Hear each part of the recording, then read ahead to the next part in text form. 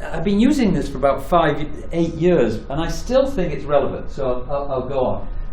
What I've noticed is, when you can see a big mega trend going in one direction, you can pretty much guarantee there will be an opposite one, not necessarily of the same size, going in a completely different direction.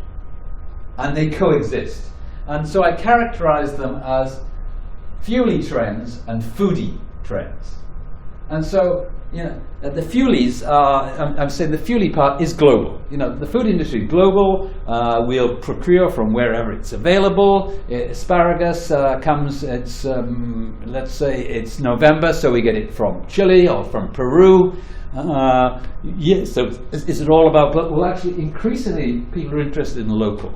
If ever, right around the world, if it's local, we like it. It's probably fresher. It's seen as healthier. It has maybe provenance. It perhaps helps the local community. There's strong, and it's not just UK thing. I see the same in Thailand, in China. So global and local coexist. High-tech, fuelies tend to be high-tech, order by phone, etc. But also there's a distinct trend towards high-touch. And what's high-touch? High-touch is buying, dealing with people who understand what they sell. I can see it with my own children, who are just a little old for millennials. But did you produce it? How did you produce it? Tell me the story about it. So high-tech and high-touch. So do we like shopping? Well, it depends what sort of shopping. And you can see what's happening in another talk. I'll talk about retailing trends. But the Thursday, shop with the children, because we're running out of stuff, is a drudge shop. It's 5 o'clock. There's been a negotiation between the partners, between, let's say, the man and the woman, if they have children. But who's going to do this? What are we going to have tonight? And there'll be an exchange through the telephone. Is it your turn? And then when you get to the supermarket, is it an uplifting experience? If you're in aisle 13, then there's trolley rage. And the person next to you, get out of my way. And if you're in the car park, I notice it, and you must all know, does the car behind you say, after you? No, it's I'm going to run you over. And it doesn't matter, not just a male thing, there'll be some diminutive woman desperate to get out. And that's drudge shopping, and that has to go. That must go, but it's still part and parcel of what we do. So do we hate shopping? No, we like leisure experience shop. Again, that's where you've got more time under your own terms, where you talk to somebody who understands what he or she is selling, where they can tell how to carve it, how to do this. We like both. So that's fuelie and foodie. So sometimes we're a consumer shopper, and sometimes we're a citizen shopper. And what's the difference between consumer shopper is, for my mind, or consumer meal maker is, get on with it, Brenda. You've got ballet in 15 minutes. No, I don't know where it comes from, and just eat it, girl. Get on with it. That's consumer.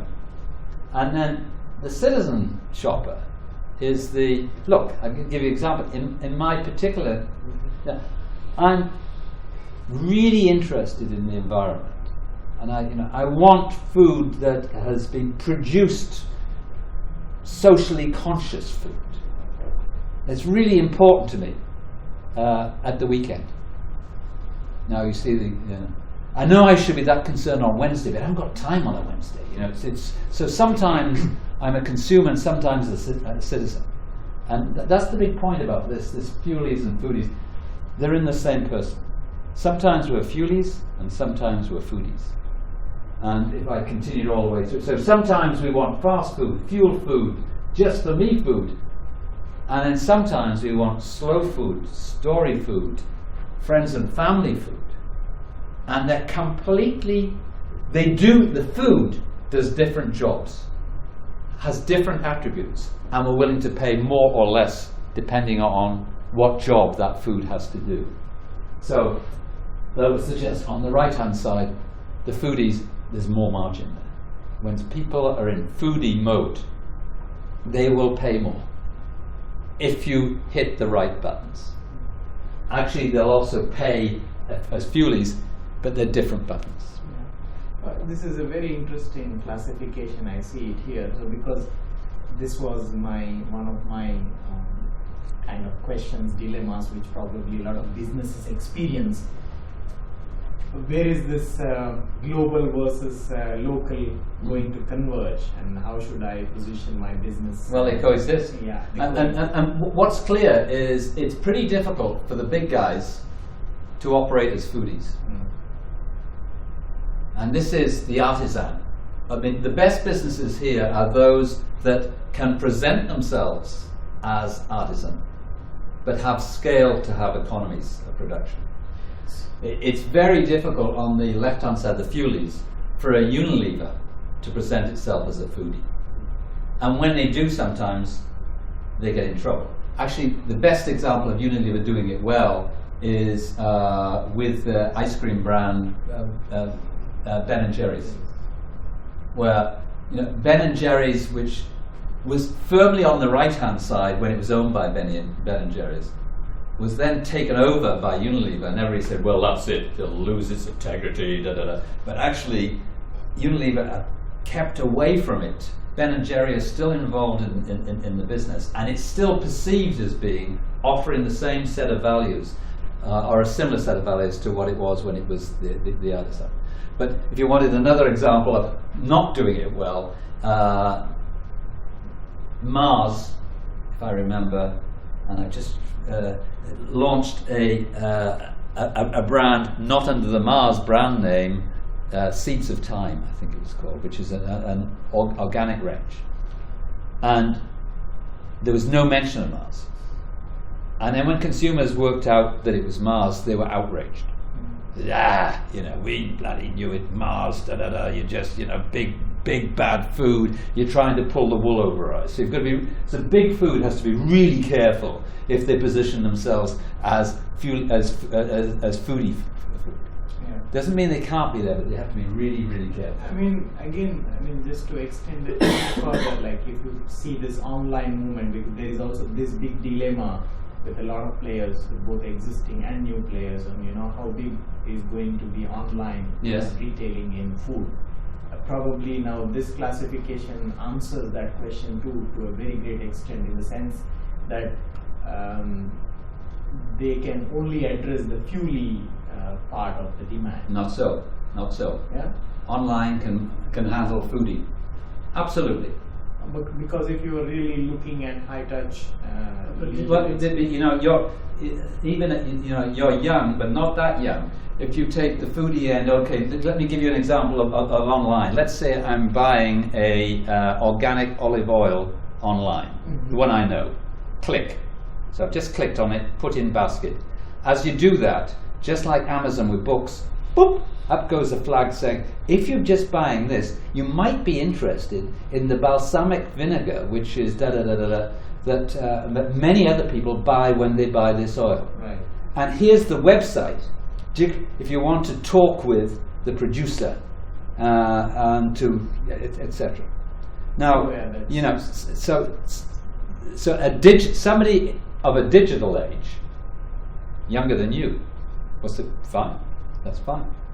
So that's a foodie. That's a foodie. So people think that you remove the impulse shopping behavior when you go online. Not at all. It depends how you set up online. You can make it very, very impulse. So now foodies can do. You can do online, and say if you can link them to that producer, right. And they'll do that.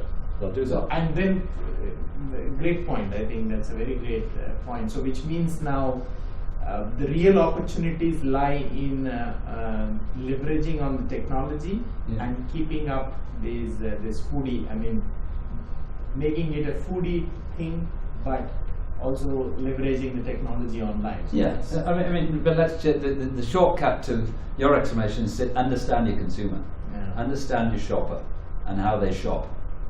And again, it's amazing. Back to those sort of millennials. When I'm in China, and if I'm, say, talking at a university, let's say in Hangzhou, great university there, and there'll be 25-year-old postgraduates, men and women, aspirational. Are they digitally adept. What? I mean, you know, every bit as anybody in the West, if not more, and it's all done off the large phone. Everything's done off there, and it's quick as anything. They're onto the website. No. Do they need to see to shake hands? No. They want to know it's authentic, and they will.